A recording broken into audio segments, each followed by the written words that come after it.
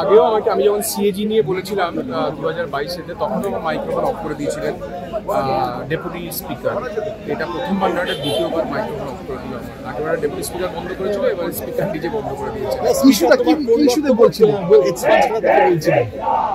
ওই যে উনি বলছিলেন যে তোমার এসব বলে কোনো লাভ নেই।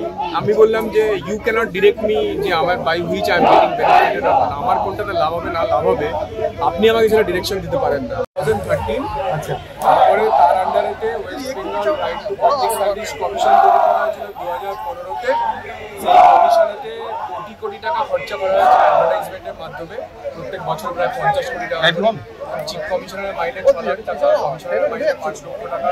কিন্তু সেই কমিশনের তালা ঝুলছে, সেই কমিশনের কোনো কাজ হয় না। গত 10 বছরে কোনো কাজ হয়নি, একটা রিপোর্ট নেই, 000 রিপোর্ট। সেটা নিয়ে বলছি আপনারা বাজেটে এত কোটি টাকা খরচা করছেন পাবলিকের টাকা, সেই টাকা দিয়ে শুধু বাইরে দিচ্ছেন। আর 10 বছর ধরে অ্যাডভার্টাইজমেন্টের টাকাটা কার কাছে যাচ্ছে, এই প্রশ্ন করাতে মাইকে সুইচ অফ করে